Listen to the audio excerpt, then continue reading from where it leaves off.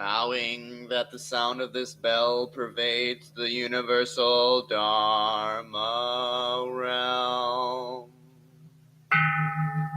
bringing luminous white light to the black iron perimeter of hell, removing in an instant the suffering caused by the three evil ways. A mountain of swords is destroyed, and all sentient beings enter enlightenment together. Homage to the Master Teacher, Vairocana Buddha, compassionate Lord of the lotus-born universe, expounding the treasured verses of the sacred golden texts contained within precious cases written on jade scrolls. Each dust mote interpenetrates, and the universe becomes one. Every realm is united with all other worlds. The truth is contained in the 1,095,048 words of the utmost vehicle's consummate teaching. Homage to the Avitamsaka Sutra, expounded by the Buddha. To understand the Buddhas of endless time, just penetrate this phrase: everything is created by mind alone. The mantra of shattering hell: Namu Atashijinam, Samyak Samottajichinam, Om Jabanat Baba Jiri Jiri Hum. Namu Atashijinam, Samyak Samottajichinam, Om Jana Baba Jiri Jiri Hum. Namu Atashijinam, Samyak Samottajichinam, Om Jana Baba Shiri Jiri Hum. Vowing now for the rest of my life not to give rise to extraneous thoughts, following only Amitabha Buddha. Thought after thought will constantly merge with the rays of his jade-like brilliance, each instant never leaving the qualities of his golden form. Holding a mala and bearing witness to the universal Dharma realm, empty space is but a thread, leaving nothing unconnected. There is nowhere that Vairocana Buddha is not present equally. Through contemplation, seek Amitabha of the Western Shore. Homage to the great teaching master, Lord of the Western Shore, the Buddha, the Tathagata of infinite light. Homage to Amitabha Buddha. The land of ultimate bliss has 10 kinds of adornment. Homage to Amitabha Buddha. It is adorned with Dharmakara's vow, his cultivation cause. Homage to Amitabha Buddha. Adorned with the power of Amitabha's 48 vows. Homage to Amitabha Buddha. Adorned with Amitabha's name and the brilliance of his life force. Homage to Amitabha Buddha. Adorned with the bejeweled images observed by the 3 Bodhisattvas. Homage to Amitabha Buddha. Adorned with the peaceful bliss of Amitabha's Western world. Homage to Amitabha Buddha. Adorned with bejeweled rivers running with pure and meritorious waters. Homage to Amitabha Buddha. adorned with bejeweled basilicas with halls of wish-fulfilling jewels. Homage to Amitabha Buddha, adorned with lengthy days and nights. Homage to Amitabha Buddha, adorned with the Pure Land's 24 kinds of pleasures. Homage to Amitabha Buddha, adorned with the 30 kinds of beneficial merit. Homage to Amitabha Buddha. Amitabha Buddha, who is unparalleled in heaven or on earth. Homage to Amitabha Buddha. He is also unmatched throughout the world of the 10 directions. Homage to Amitabha Buddha. He has seen the annihilation of self and everything in the world. Homage to Amitabha Buddha. There is no one who is like Amitabha Buddha. Homage to Amitabha Buddha. He can keep track of thoughts as numerous as all the dust motes in the universe. Homage to Amitabha Buddha. He can quaff the waters in all the universe. Homage to Amitabha Buddha. He can control the wind that fills space. Homage to Amitabha Buddha. No one can completely describe that Buddha's merits. Homage to Amitabha Buddha. Amitabha Buddha is omnipresent. Homage to Amitabha Buddha. Keep your thoughts on him and never forget. As thoughts probe that place of no thought, the 6 sense gates will constantly emanate light of purple and gold. Homage to Amitabha Buddha. Amitabha's face, like the full moon, is at the front of the hall of ultimate bliss. Homage to Amitabha Buddha. His jade excrescence and his gold form radiate through space. Homage to Amitabha Buddha.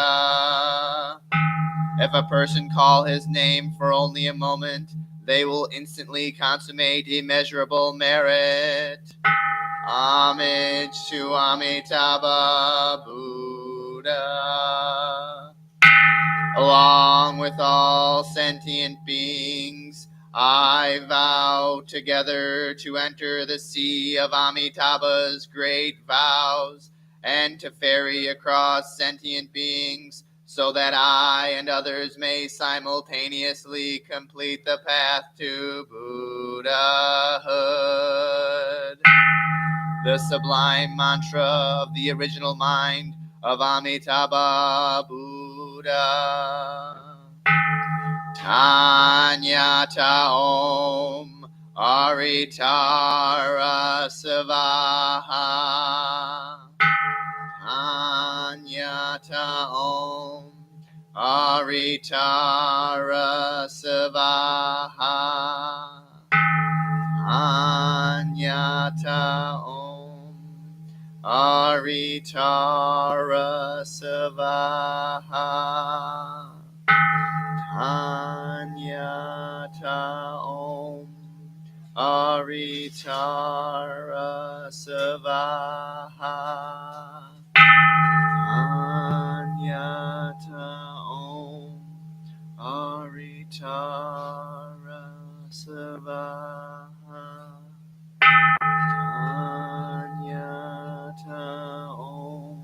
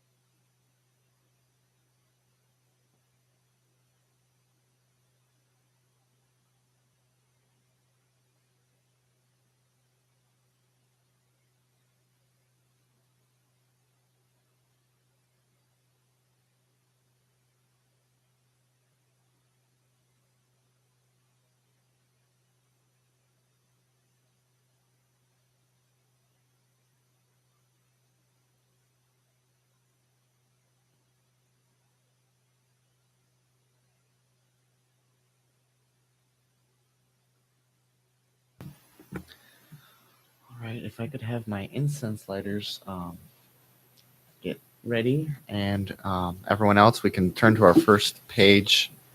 We have the incense offering. We will chant that together as they are lighting the incense.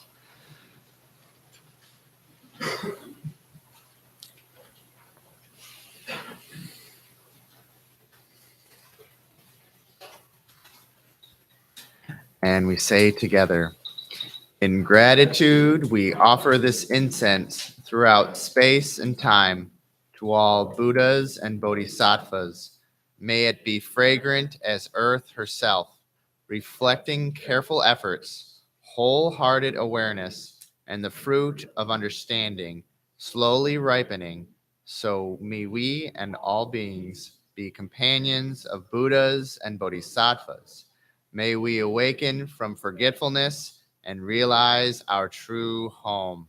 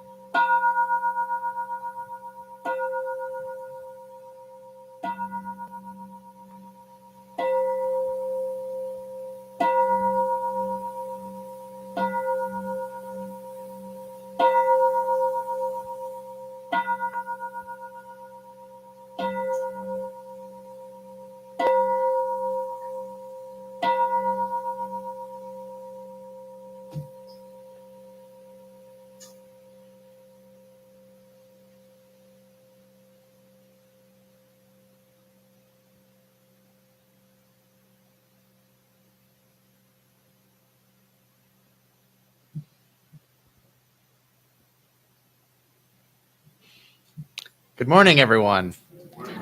I just had a quick announcement before I begin service. Any families with small children are welcome to use the downstairs area for their needs. There's a water fountain and cups available too. If you find that there is a need for seats or family members that would like to sit together, please adjust your seating accordingly. And then I just want to remind you not to walk in front of the dais. If you can walk around, we'd appreciate that. And then I encourage us to chant in a medium upbeat tempo and give a fresh breath of air to the sutra that we will be about to chant. So if we all stand.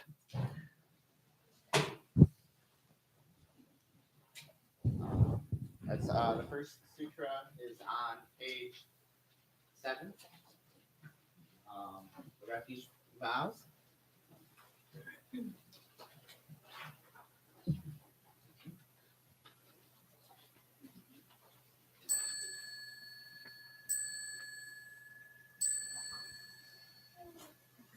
I go for refuge to Buddha, my deeply awakened mind, the living source of understanding and compassion, which must be cultivated to be known fully.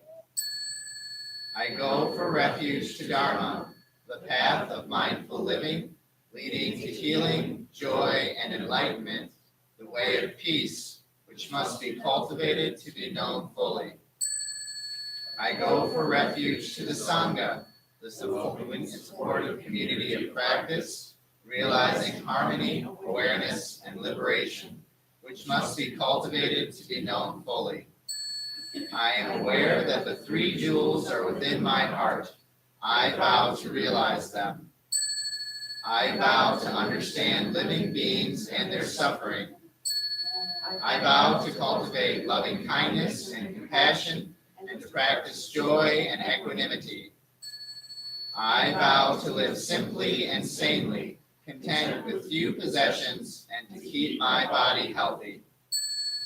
I vow to let go of all worry and anxiety in order to be light and free.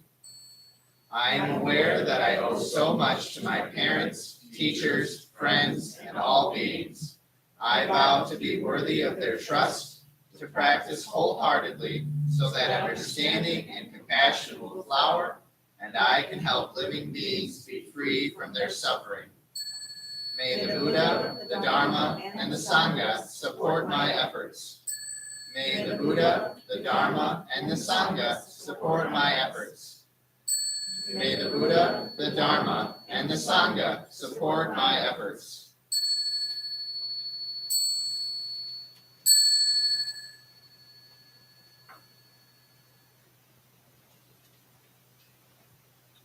Turn to the next page, page 8. We'll chant the Heart Sutra, including the name of the sutra.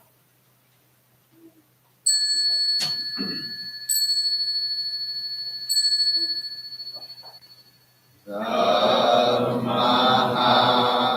Prajna Paramita Hridaya Sutra. The Bodhisattva of great compassion, from the deep practice of prajna, paramita, perceive the emptiness of all 5 skandhas and deliver all beings from their suffering. O Shariputra, form is no other than emptiness, emptiness no other than form. Form is emptiness, emptiness form. The same is true of feeling, thought, impulse, and consciousness. O Shariputra, all dharmas are empty. They are not born nor annihilated. They are not defiled nor immaculate. They do not increase nor decrease. So in emptiness, no form, no feeling, no thought, no impulse, no consciousness, no eye, ear, nose, tongue, body, mind, no form, sound, smell, taste, touch, or objects of mind, no realm of sight, no realm of consciousness, no ignorance, nor extinction of ignorance, no old age and death, nor extinction of them, no suffering, no cause of suffering, no cease from suffering, no path to lead out of suffering, no knowledge, no attainment, no realization, for there is nothing to attain. The Bodhisattva holds on to nothing but prajna, paramita. Therefore, the mind is clear of any delusive hindrance. Without hindrance, there is no fear. Away from all perverted views, one reaches final nirvana. All Buddhas of past, present, and future, through faith in prajna, paramita, attain to the highest perfect enlightenment. Know then the prajna, paramita, is the great Dharani, the radiant peerless mantram, the utmost supreme mantram, which is capable of allaying all pain. This is true beyond all doubt. Proclaim now the highest wisdom, the prajna, paramita, gate, gate, paragate, parasamgate, bodhisattva. Gate, gate, paragate, parasamgate, bodhisattva. Gate, gate, paragate, parasamgate, bodhisattva. The Maha Prajna Paramita Hridaya Sutra.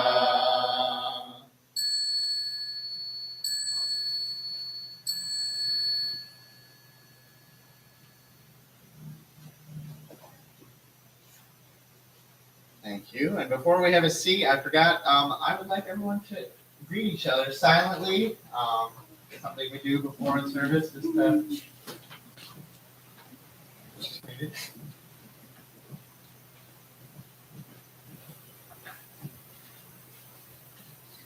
All right, you may be seated.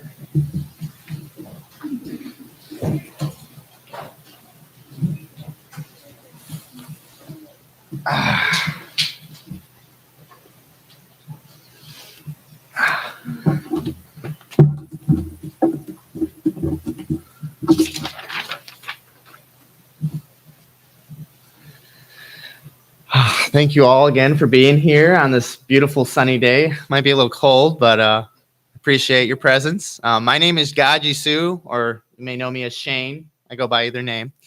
And today, this is my first talk after 4 months. I've been away dealing with some loss, but I'm really grateful to be back and in this role of teaching again. My Dharma talk today is entitled Bodhisattvas of the Earth. We springing up, and we are them. This is a two-part talk. The Lotus Sutra is a fundamental text in the Buddhist canon. And to start, I need to kind of give it a little bit of context for people who aren't familiar, or because a lot has happened. I'm starting at chapter 15 and 16, namely on 15 today. But this sutra really sparks hope, and my intention today to share this hope and to inspire you all with these words. The Lotus Sutra starts off with the Buddha sitting at Vulture Peak. At first, it's just him and his disciples, But as the story goes on, more and more beings from across the universe, different star systems, different dimensions start coming and paying their respects and wanting to hear this sutra. And most of it is about skillful means. There is a parable about the burning house, which I won't get into, but that is what sets this story up, and it keeps going, and it keeps getting grander and grander. And it really becomes this, it's a fantastic story. And it's not really meant to be taken literally. There's some parts that can be, but it's really to inspire and spark the fire of Dharma within our hearts. I know it has for me, and that's why I really appreciate sharing this this teaching. The first time I heard this was, I don't know, maybe 5 or 6 years ago, from the founding teacher here. Daquan had we had a all-night sit during the Buddha's enlightenment, and the first time I heard chapter 16, it just kind of blew my mind, and just wanting to share that and give that experience to everyone else in the Sangha. So the Buddha has been sitting on Vulture Peak, and he is delivering this teaching, and there are millions of bodhisattvas all around, hundreds of different beings just sitting, but they're all comfortably seated there.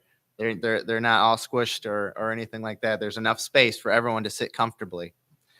And then this giant stupa, which is almost like a temple, comes up, and one of the ancient Tathagatas, abundant treasure, comes, and he sits next to Shakyamuni Buddha.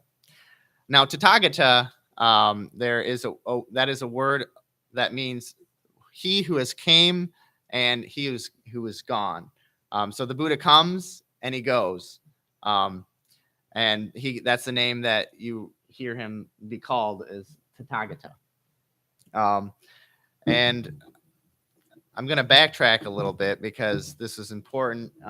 The Heart Sutra that we just chanted, which my teacher Hung Su would always kind of give a little bit of a teaching from that. There's a part in it that says there's nothing to attain. And I think that is really important in this teaching of the Lotus Sutra, that we already have everything that we need. We just need to kind of brush off the dust and the muck and realize that there is nothing to attain. We already have everything within us.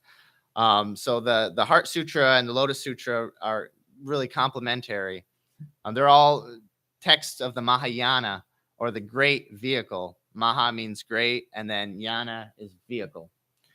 And these teachings at this temple, we are a Mahayana Buddhist temple, and so these are some of our structural texts.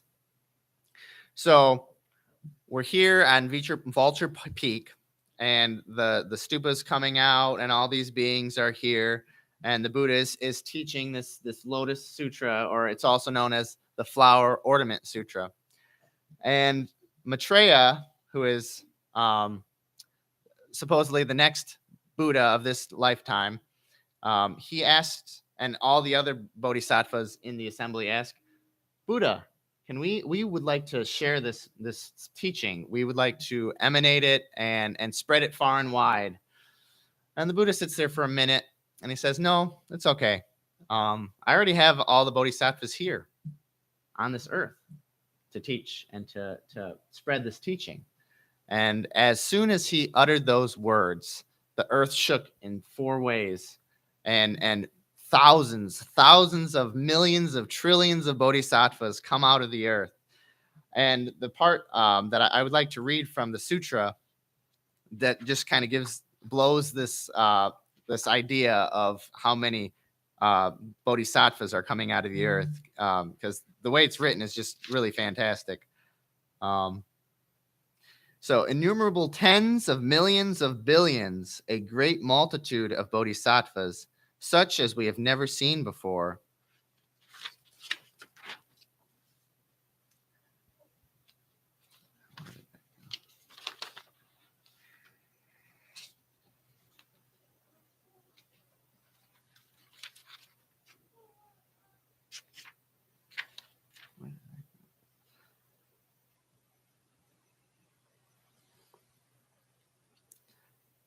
as numerous as the sand of 50,000, 40,000, 30,000, 20,000, or 10,000, or even those who had followings as small as the sands of one Ganges, the sands of half a Ganges, a quarter of a Ganges, as few as 1 part in 10 million billion myriads of Ganges, or those who had few as 10 million billion myriads of followers, or a billion followers, or 10 million, a million, or just 10,000, 1,000, 100, or even 10, or 5, 4, 3, 2, or 1, or those who preferred solitary practice.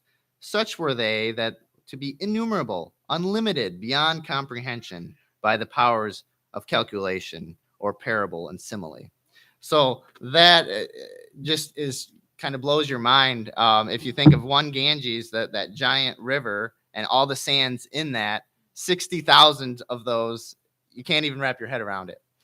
So all these beings are coming out, and Maitreya and all the other bodhisattvas are there seeing them, and they're like, whoa, holy cow, what? I've never even met any of these people. And so they're kind of, it's blowing all the other people's minds, and they're sitting there and they're trying to understand it. And there's four great leaders of this assembly of bodhisattvas that emerged from the ground. There are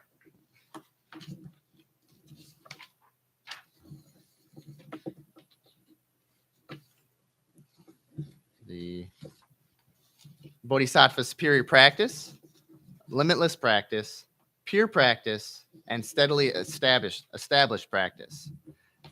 And if you're familiar with our services, we always chant the four great vows of the Bodhisattvas afterwards. And each of those vows corresponds with these four Bodhisattvas that have came from the ground. So steadily established practice corresponds with all beings, one body, I vow to liberate. Pure practice corresponds with endless blind passion, I vow to uproot. Limitless practice corresponds with Dharma gates without number, I vow to penetrate. And then superior practice corresponds with the great way of Buddha, I vow to attain. And so all these bodhisattvas come up, and the first thing they do is they go around paying their respects to all the other bodhisattvas that have come from other realms and other worlds. And then they go up to the Buddha and abundant treasures, and they ask him a few questions.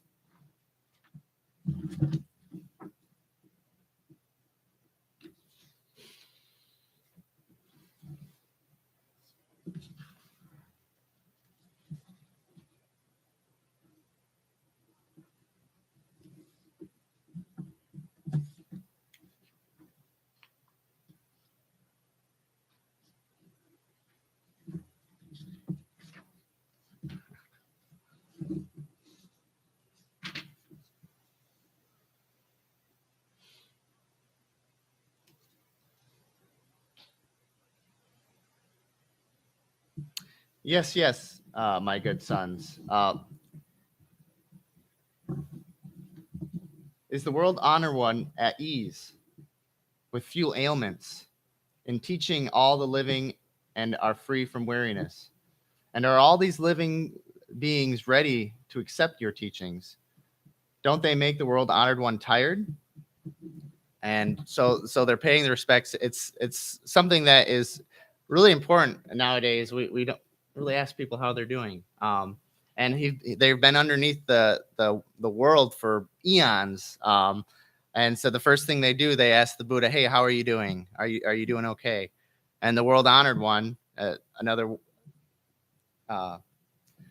way they approach the Buddha, and he says, yes, my good sons. The Tathagata is at ease with few ailments and few troubles. The living beings here are easy to transform and save, and they do not make me tired. Why? Because all these beings for generations after generations have been transformed by me, and they have made offerings to previous Buddhas and honored them, planting good roots. When all these beings saw me for the first time, they heard my preaching, they received it in faith, and entered the wisdom of the Tathagata. The exception was those who had previously studied and practiced the small vehicle. But now I have made it possible, even for such people, to hear this sutra and enter Buddha wisdom. So he's asked these questions and he answers in that way. And the Buddha here is everyone in this assembly is ripe for the teachings. They're ready to hear this sutra. And the Buddha has given 7 or 8 different parables to explain. The Buddha always meets you where you're at. The Buddha wants to make sure that everyone can understand and get the most out of his teachings. And so here we have these bodhisattvas coming up, asking these questions, and the Buddha answers. So I want to stop here and say that this is a very fantastic image, but it really goes to show that we don't need anything outside of us. We don't need anything that nothing outside can save us. There's a quote from Nichiren, who I brought his statue up here. This is a Japanese teacher who venerated the Lotus Sutra, and he has many texts and writings. And there's a tradition of Buddhism that's all about venerating the Lotus Sutra. And his quote is, "Upon closer inspection, however, it is preached that both hell and the Buddha exist within our 5-foot bodies. The Buddha also stays in our minds. It is like the fire that exists within the flint and the fortune that can be found within a gem. We ordinary people cannot see our own eyelashes, which are too close, or the end of the sky, which is too far. Likewise, we are unaware that the Buddha residing in our own minds." So this is saying that we all have this Buddha nature within us. It's just we have to cultivate it and have it grow. There is another parable about the well, and someone is digging, and you can see this great earth, and it's very dry, and you keep going and going, and eventually it starts getting damp, and then you keep digging and digging until you see water.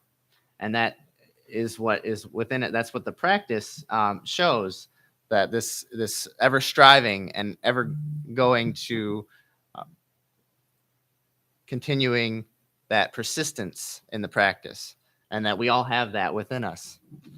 There's another quote from this chapter where the Buddha is talking about energy or diligence, effort or vigor. It says, "All of you with a single mind should don the armor of diligence and give rise to firm will, for the Tathagata now intends to reveal and proclaim the wisdom of Buddhas, the sovereign and transcendent powers of Buddhas, the lion-like force of Buddhas, and the majesty and authority of mighty powers of the Buddhas." And there is this graphic that you might see in places where there's this person digging for diamonds, and they stop right. You can see the diamonds are there, and they stop just before they get there because they've given up. And this is to encourage you not to give up, even when you're feeling down and down and out. That we have this treasure buried deep within us, and to continue cultivating that, continue digging, and just something to encourage everyone here. So underneath the world, the Buddha had hundreds, thousands of millions of billions of bodhisattvas. And Maitreya and all the other bodhisattvas, again, they're there thinking, like, where do these bodhisattvas come from? I've never even seen any of them. And so Maitreya has the guts to ask the Buddha, where do these guys come from? And the Buddha says, thank you for that question. The Buddha is always open to questions. That's one thing I really appreciate about this practice, is we are always open for questions. And the Buddha sits there and he says, I've been teaching them for all time. Since I sat underneath the Bodhi tree and attained enlightenment, and I've been teaching them. And then again, Maitreya scratching his head. That was 40 years ago. That's not enough time. So again, he asks, how is that even possible? There's a part, he asks it in verse. In the past, the Buddha left his home with the Shakya clan and sat underneath the Bodhi tree near Gaya. That was not long ago.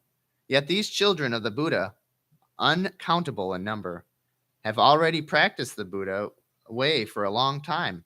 With divine powers and with power of wisdom, they have learned the Bodhisattva way well and have unattainted by and are untainted by worldly things. Just as the lotus flower in the water emerges from the earth, all of them show reverence as they stand before the world honored one. This matter is difficult to understand or discuss. How can it be believed? If only recently the Buddha attained the way, yet the number of your accomplishments is huge. Please remove the doubts of the assembly, explain it clearly, and tell us the truth. It is as if a young man, 25 years, pointed to a 100-year-old man with white hair and a wrinkled face and said, I fathered him.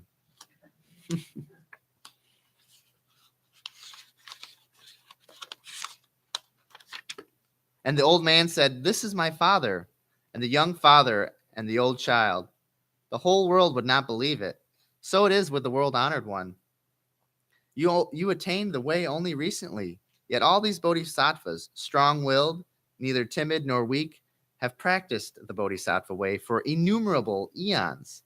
Skilled in answering difficult questions, they know no fear, are patient and resolute, decent, virtuous, and dignified. Praised by the Buddhas in the 10 directions, they are able to explain clearly. They don't like being with the crowd. They always prefer to be in meditation. In order to pursue the Buddha way, they have lived in the space below. Hearing this from the Buddha, we have no doubts in this matter. But so that it can be understood in the future, we beg the Buddha to preach. If any should have doubts, would fail or believe the sutra, they will fall into evil ways. Please explain it for them now, how these innumerable bodhisattvas in such a short time have been taught, transformed, and led to aspiration and reached the stage of never backsliding.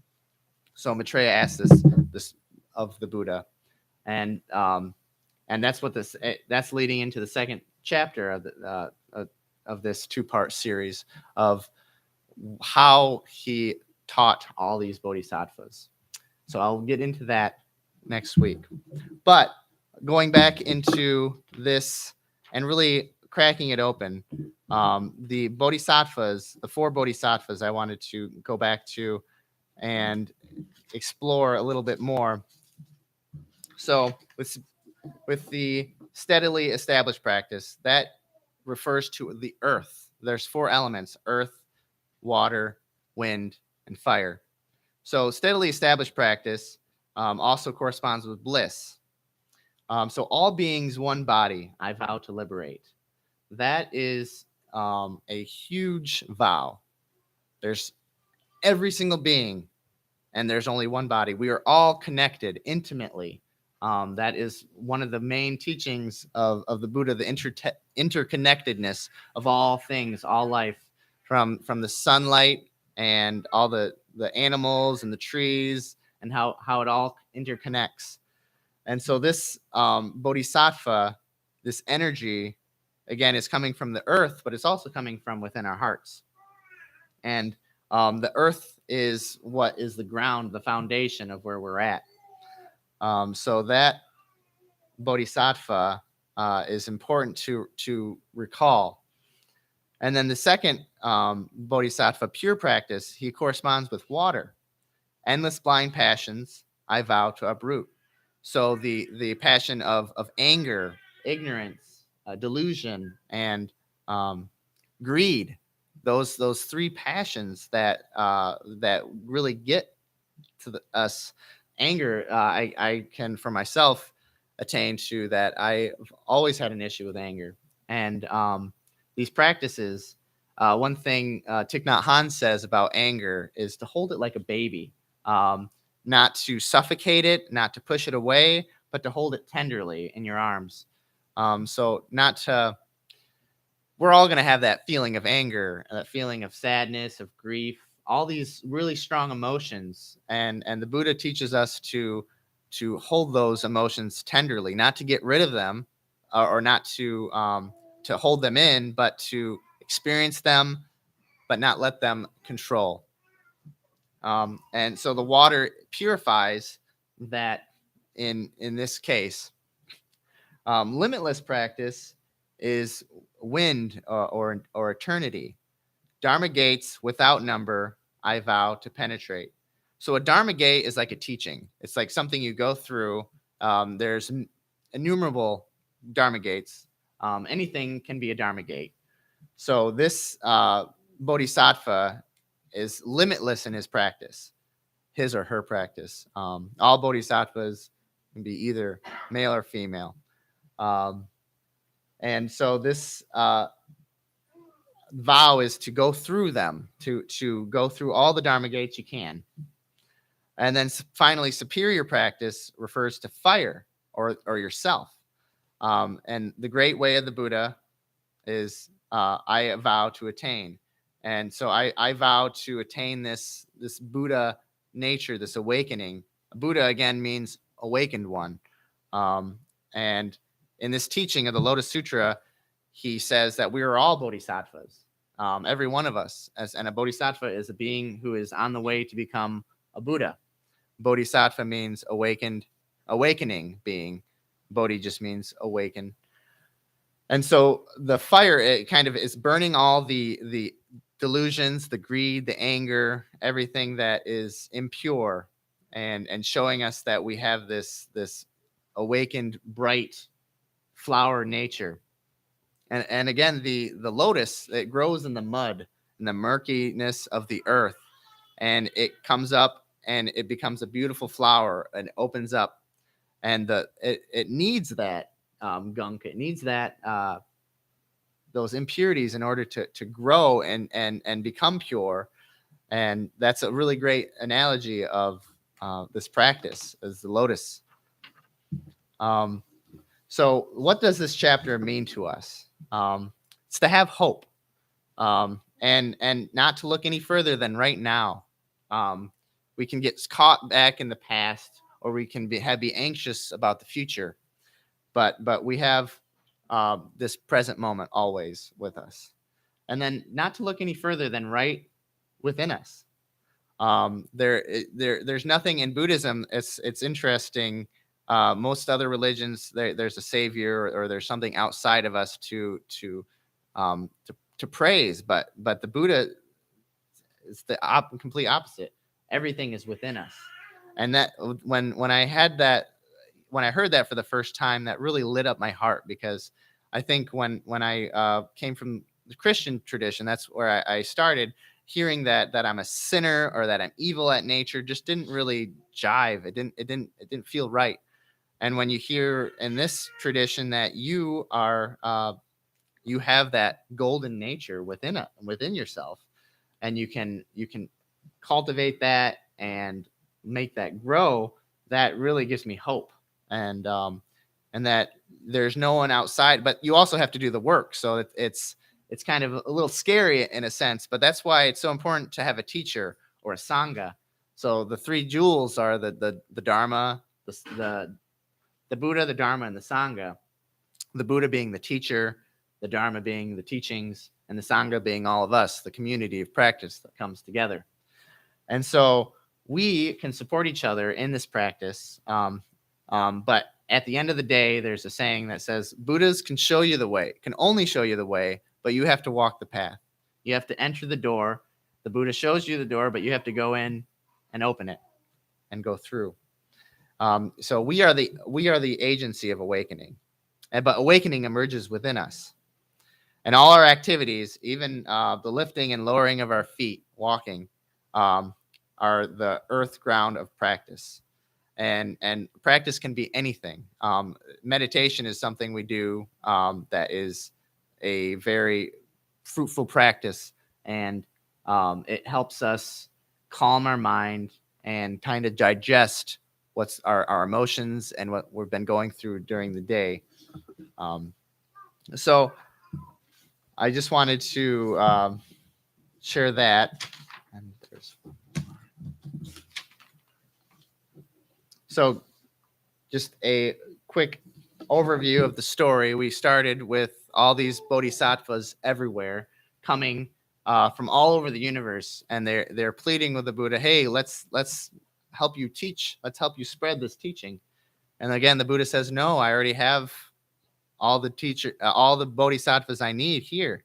And the earth opens up. Our hearts open up, and this pure practice, limitless practice, superior practice, and all these bodhisattvas come out from within and shows that we already have everything within us, and that we are the bodhisattvas of this earth. There are so many ancestors and teachers of Buddhism and other traditions that share loving kindness, compassion, spiritual joy, and equanimity. And if we can really cultivate those within ourselves and share that with everyone outside of us, that is what this sutra, this teaching is talking about. And we can always find hope and inspiration for that. And going into next week's talk, we'll explain how the Buddha has been teaching all these beings for innumerable eons, even though he's only been awakened for 40 years when this was written and came together. So we will explore that again next week. For now, we will get ready for meditation. I would like to give a little bit of introduction training for anyone who's new to meditation or who just use a little bit of tips. So meditation, when we sit, it's important to have your spine straight. Imagine you have a string that is on the back of your head, and so to kind of get into a good, comfortable position, you don't want to be too strict or too strenuous, but you also don't want to be too lax and fall asleep. So it's important to be in an upright position. You can have your hands either on your lap or on your knees or in your lap. You can see the Buddha with the cosmic mudra, just a hand to get yourself concentrated. And then the easiest way to sit is with counting your breath is a good starting point. And I always encourage students to count backwards from 5. So 4, 3, 2, and all the way to 1. Because whenever I start from 1, I can kind of become mindless, and then next thing I know, I'm at 30, and I'm like, oh, come back to the breath, come back to that number. And the breath is just a good anchor point. So, and then another good idea is imagine yourself as a mountain, and your thoughts are the clouds. They come through, and your goal is not to push them away or hold on to them, but just feel like, oh, I'm hungry. Okay, hunger, let it go. Or if you hear traffic or hear babies or hear anything, that is only there to help you concentrate. And so with that, we will have about 10 minutes of meditation. So get yourself comfortable. And we will start with 3 bells and end with 3 bells.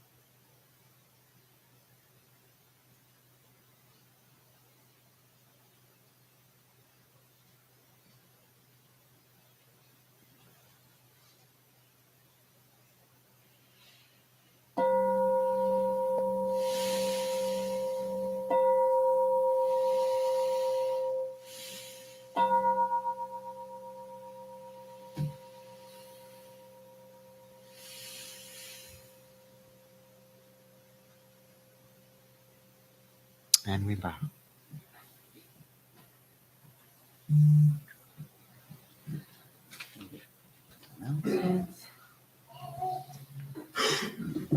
Okay, we have a few announcements. Start.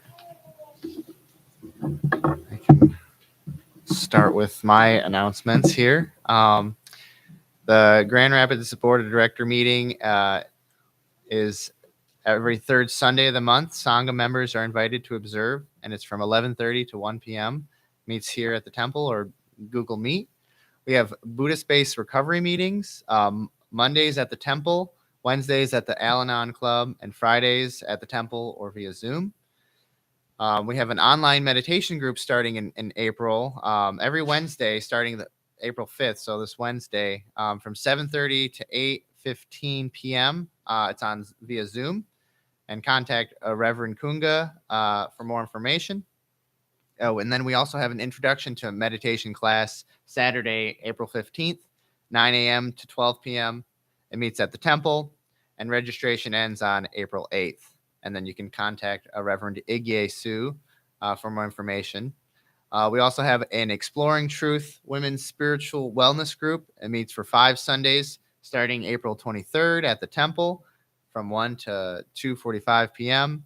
And registration ends on April 16th. And you can contact Susan McFarland for more information. And then finally, we have a silent meditation retreat, Reflections on the Shinshin Ming, Friday, April 28th through Sunday, April 30th. So the end of April from 9, and it'll start from 9 a.m. But this meets in person at Oxbow School of Art in Saugatuck, and the registration ends April 13th. And then to contact Reverend Kunga Dorotos for more information. And then for any other events and details, you can visit us at zengr.org. That's my announcements. Sounds like Sedona has an announcement.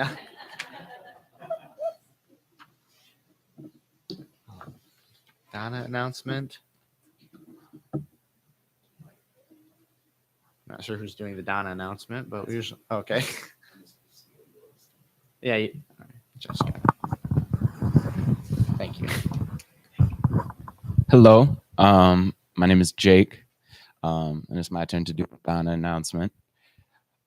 This temple, everything about it, the lights, the heat, the rent, everything is funded by Dana, or the generosity of everyone who donates.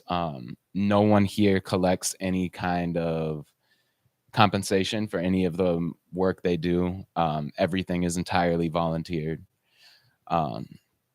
So with that being said, there are Dana boxes at either end of the Dharma hall where you can leave cash or check. There's also a QR code that links to PayPal. If you're watching online, under the show more option under the video, it should have a link to donate online, and you can also go to zengr.org/donate. As well as monetary donations, you can also donate your time. There are a few different people you can talk to if you want to get involved with the community and volunteering. Myself, Jan, who's right there, and I don't see Josh anywhere, but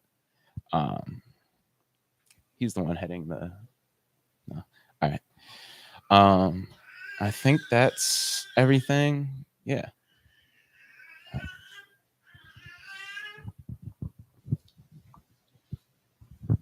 Hi, good morning. My name is Jan Aposhi, Jan Ensing.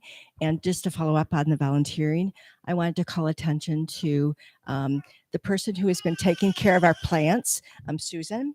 And if you haven't seen the plants up front, the Bodhi tree during the winter had dropped all its leaves. It looked really sad, but it is leafing out, and the peace lily has 2 new blossoms.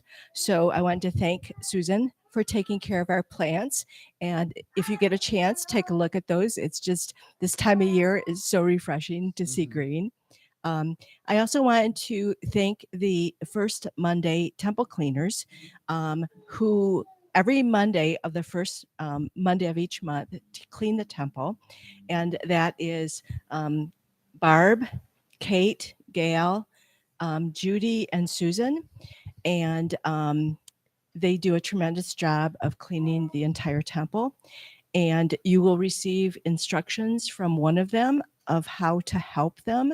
The first Sunday of each month, we clear the Dharma floor. So I'll pass this off. Or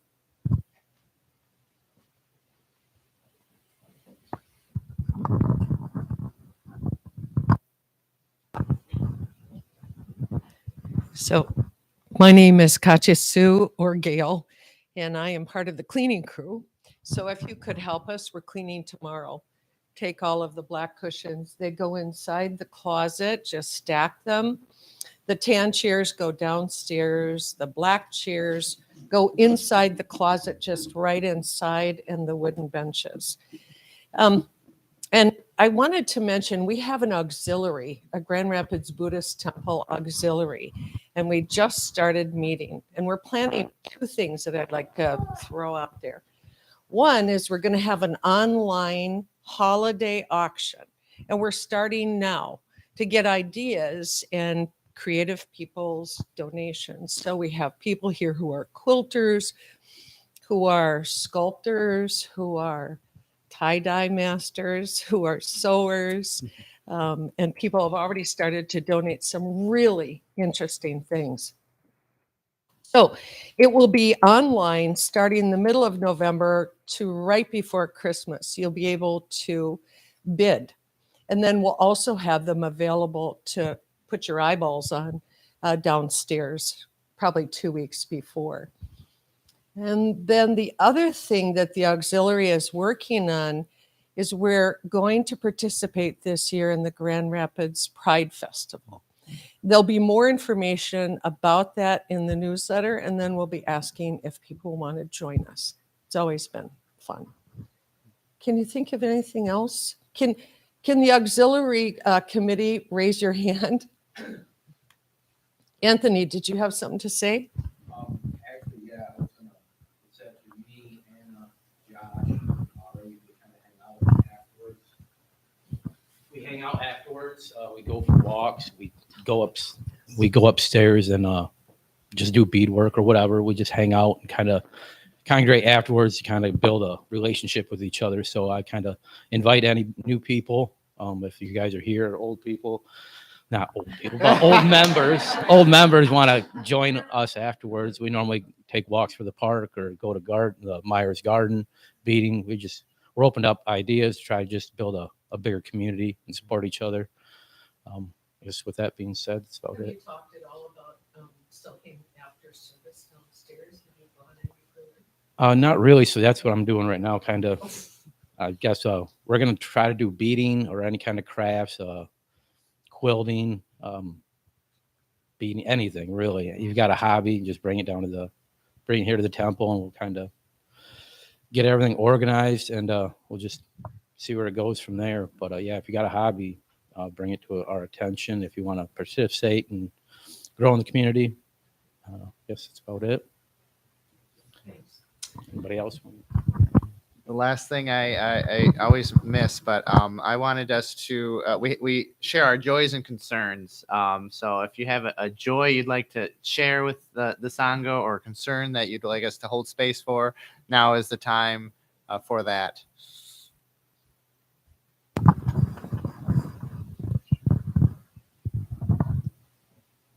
Hello, Sangha. I'm asking for your healing thoughts for one of my sisters who just went through a surgery for colon cancer.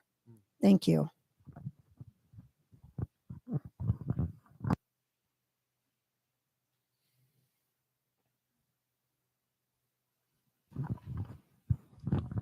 I actually have two joys today, and I don't know where they fall. They're exactly on the same level. The first one is sunshine, and the second one is the bell chant. It actually brought tears to my eyes. I'm so happy to hear it again. So thank you.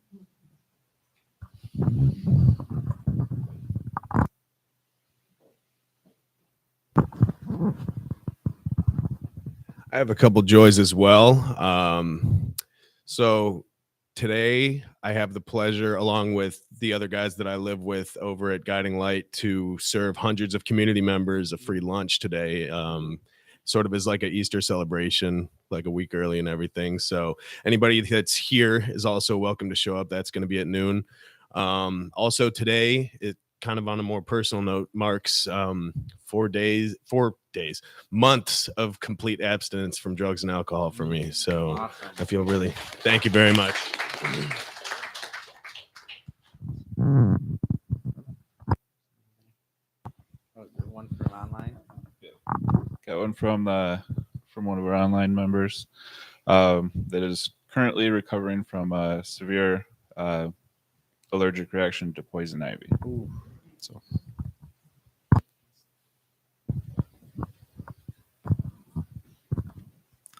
Hi, Sangha.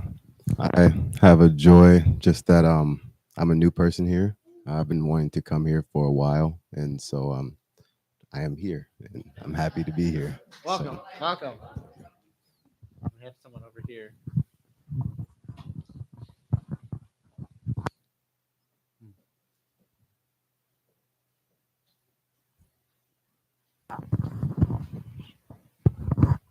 Hi. A joy and just your thoughts would be appreciated. My 75, well, my mom is coming on Thursday for her 75th birthday. So she's traveling from Miami to Grand Rapids to spend time with us and her granddaughter. And we're excited. That's also a long flight for her. So both. Thank you. Any other ones?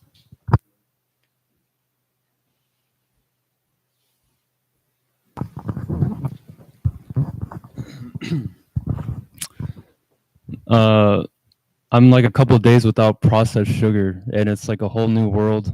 And That's great. it's actually pretty tough, but I'm meeting the day, you know. So yeah, that's a joy.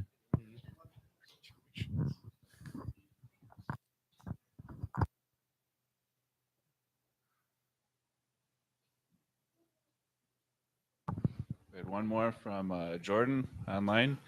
He said, hold on. I miss being there in person with all of you, but I'm very happy that I can still tune in via Zoom. Much love. Great. And then I just have a joy. I'm just grateful to be here and sharing the teachings and seeing all your smiling faces. So thank you for being here. And I'll ring the bell for us to hold space for the concerns and for the joys for a moment.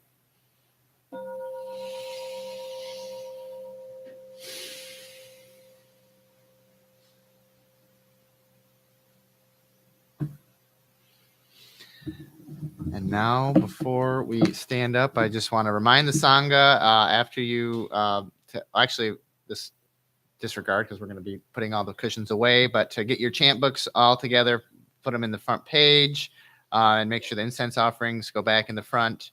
And then after we get all this stuff cleaned up, I invite everyone downstairs. We have hot water for tea, plenty of tea, and just to kind of enjoy each other's company and get to know each other a little more. We will end in our normal way with the closing gathas. We stand. We will go on page 9.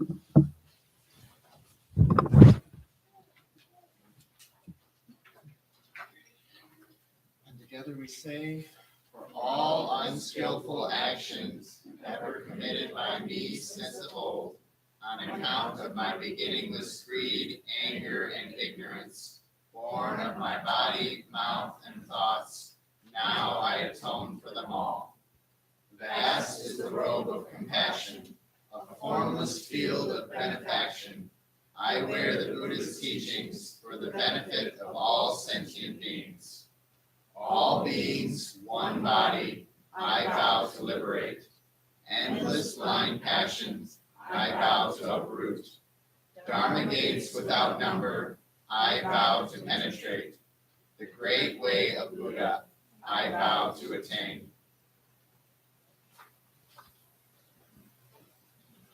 And then we'll just split in the middle and bow to each other. Great sign of respect. Thank you all for being here. I look forward to seeing you downstairs, and I appreciate you helping clean up the kitchen.